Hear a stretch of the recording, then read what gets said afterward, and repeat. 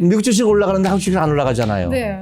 그래서 어떡하라고? 그거에 대해서 어떻게 20년 전에는 어떤 생각을 했을까요? 전 세계 투자가들이. 미국 주식 하면 안 된다고 그랬어요. 주식이 안 올라가. 얼마를 놓고 그냥 과거 3년을 놓고 보면 미국 주식이지만 과거 20년을 보고 보면 또 이모징 마켓이고 골고루 하는 거고.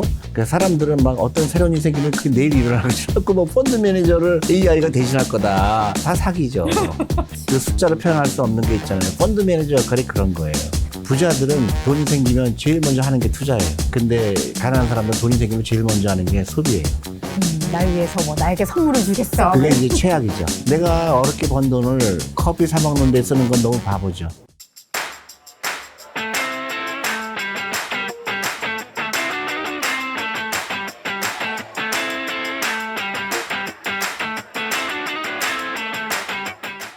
네, 안녕하세요. 이웃TV의 유누나 유재입니다. 오늘 정말 특별한 분을 모셨습니다.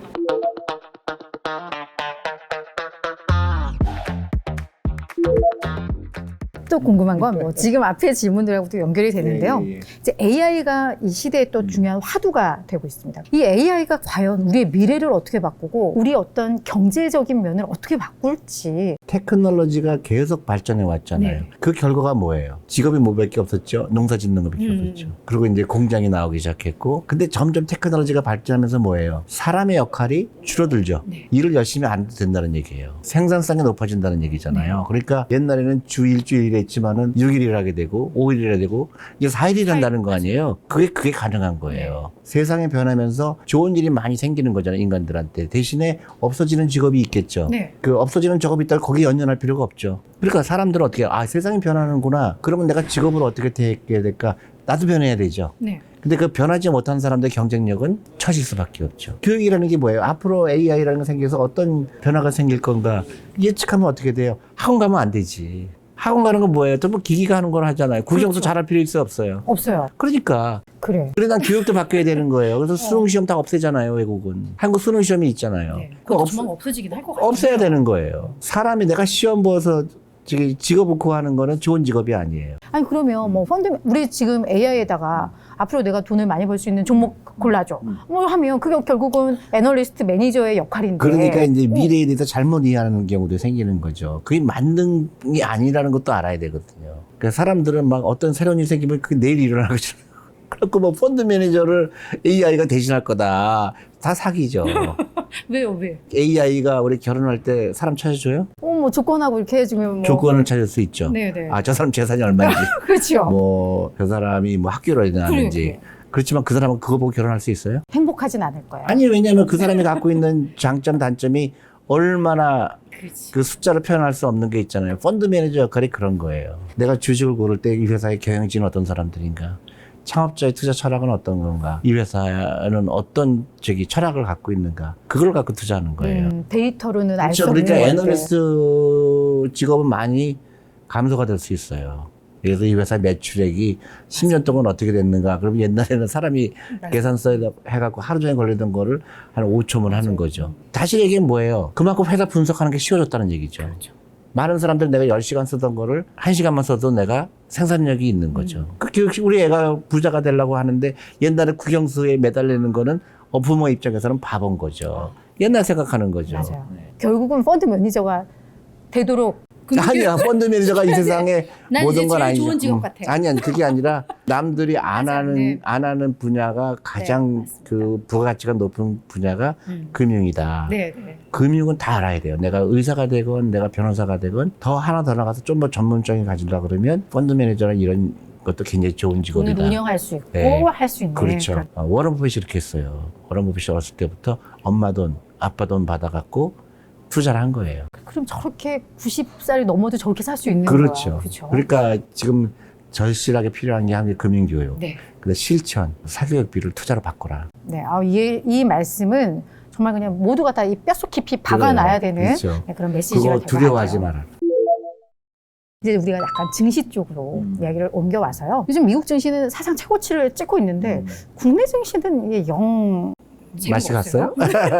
이 차이가 대체 뭐라고 보세요? 그 센티멘트가 있고요. 트렌드라고 그럴까? 이제 ETF나 이런 인덱스형의 그런 패시브 전략이 그동안 전 세계를 휩쓸려 왔어요.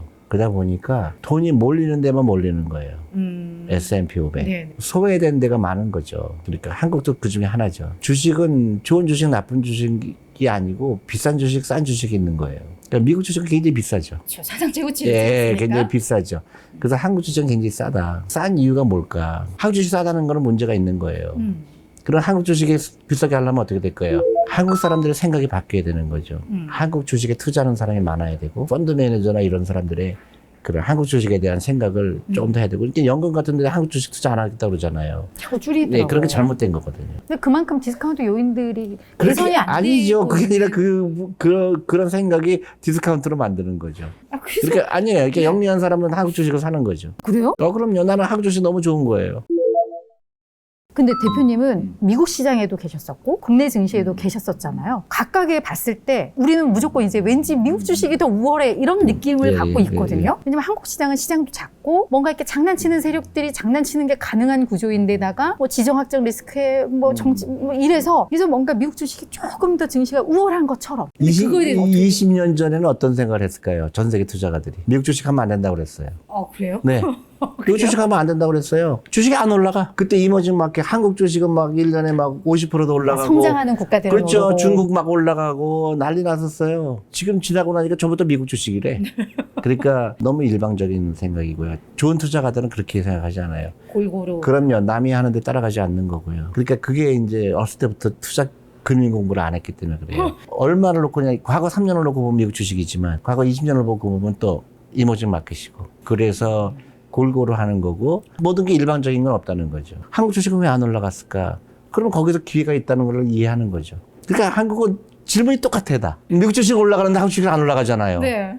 그래서 어떡하라고. 너무 일방적인 거야. 그리고 길게 보면은 그렇고 또 이렇게 보면 그런 건데 그 생각을 안 하는 거예요. 사람들이 다 탁 처해진 지금 이 그렇지. 시점에서만 1, 2년 평가를 갖고서는 하고. 막 1, 2년 갖고 난리를 피는 거죠. 그 좋은 예가 그런 거죠. 배터리 주식 같은 거잖아요.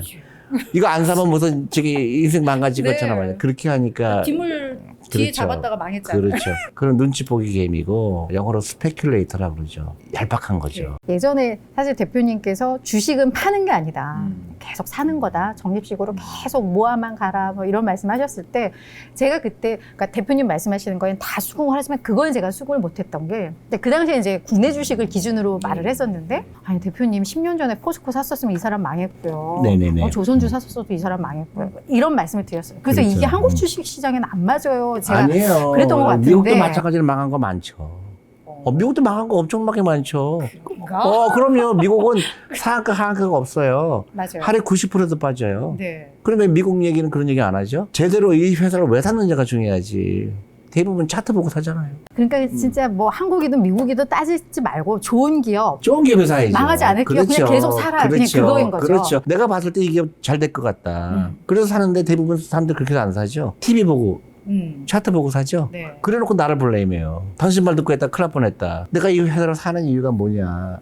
이 회사 너무 가치를 봤을 때 너무 언더밸류 돼 있고 또 경영진도 굉장히 똑똑한 것 같고 또 가격도 비싼 것 같지 않고 그래서 사는 거예요. 그러다가 이제 그 변화가 왔을 때 이제 파는 거고 하나도 숙제를 안 해놓고 숙제 안 해놓은 걸 자기 잘못인데 남 탓하는 남 탓하고 시장을 시장 잘못하고 탓하고. 그다음에 제일 위험한 거는 일반화 시키는 거예요. 그렇죠. 한국은 아니야. 미국은 괜찮아. 이게 가장 위험하죠. PD님, 우리 대표님 동학운동에서 서학운동으로 옮겨오고 싶었는데 실패한 것 같아요. 그래서 미국 주식에도 동서학. 동서운동 같이. 네, 동서학. 그치. 네, 이게 동학운동인 것도 아니야. 그냥 미국에도 네, 따지지 말고 동서학. 좋은 기업 모아가자니까. 그렇죠? 예. 생애 주기별로. 그러니까 어린이들, 그리고 이제 한참 경제활동을 하는 뭐 성인층.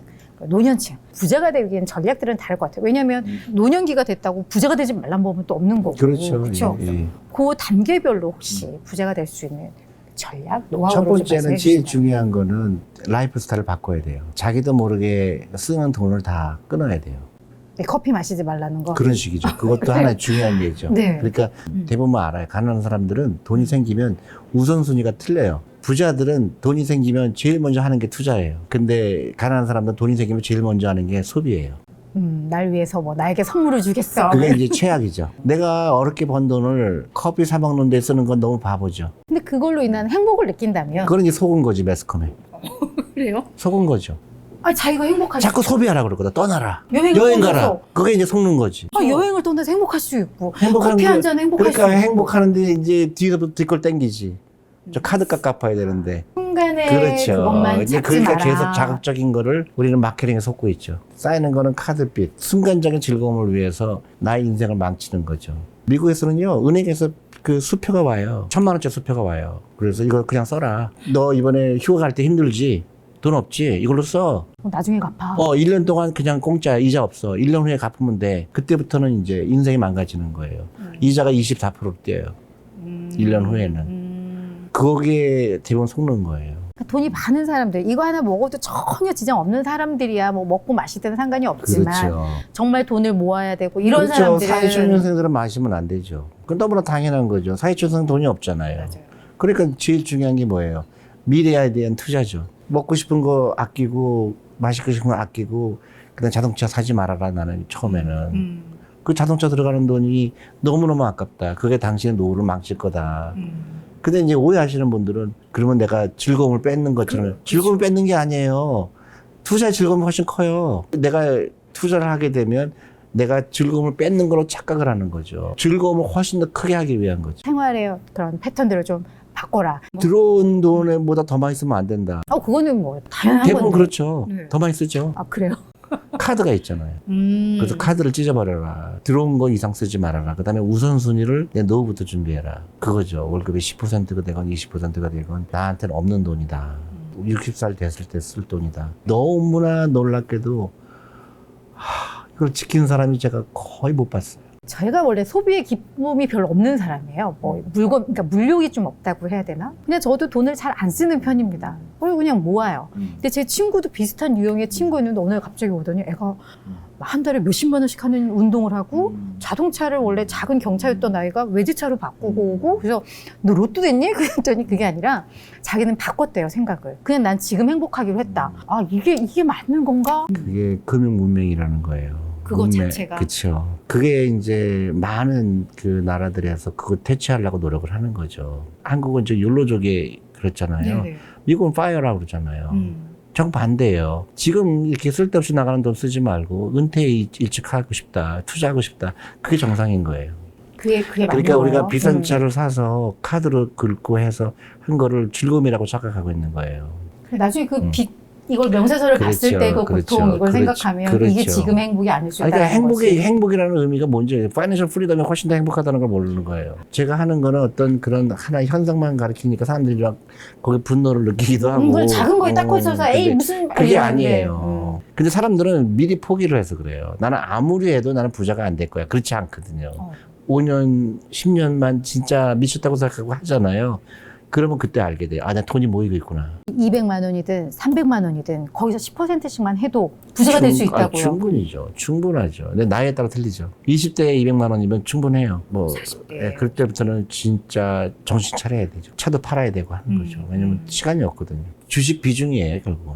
20대 때는 100%. 은행 넣는 거 아니고, 은행은 네. 아니고 아주 기본 생활비만 쓸 수 있는 정도.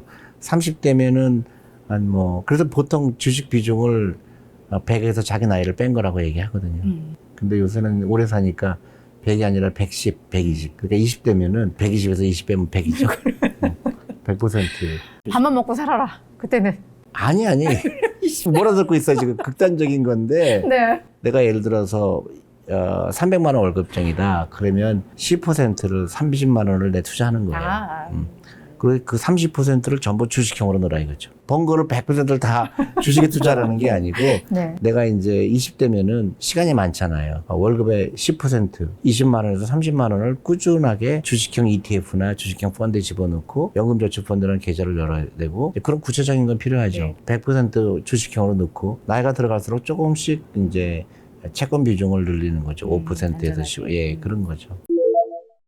정말 부자가 되고 싶은 사람들에게 이거 한마디 꼭 기억해라. 부자는 누구나 될 수 있다. 그 다음에 시간이 필요하다. 그래서 당장 바꿔야 된다. 하루라도 일찍 시작해라. 온 가족이 부자가 돼야 된다. 왜냐면 나만 부자 되면 안 되고요. 우리 자녀들도 부자가 돼야 되고 우리 배우자도 부자가 돼야 되고 그래서 지금부터 내일로 미루지 말고 오늘부터 시작하고 당장 계좌를 열어야 되고 투자 즐거움을 깨달아야 된다. 그럼 부자 되기 싫어도 돼요. 농담 아니에요. 부자 되기 싫어도 됩니다. 저희 모두 꼭 부자가 됩시다. 대표님 오늘 너무 감사했습니다. 고맙습니다. 네네네. 이웃TV 구독을 하시면 흥미롭고 재미있는 미국 종목 정보를 빠르게 받아보실 수 있습니다. 미국 주식이든 국내 주식이든 변동엔 이유가 있습니다. 자연히 모든 투자에도 이유가 있어야 합니다. 이웃TV가 서학개미들의 길잡이가 되어 그 이유를 함께 찾아가겠습니다. 매주 화요일부터 금요일 오전 8시 유튜브 라이브로 찾아가는 이웃 누나의 이웃TV 많은 관심 부탁드립니다.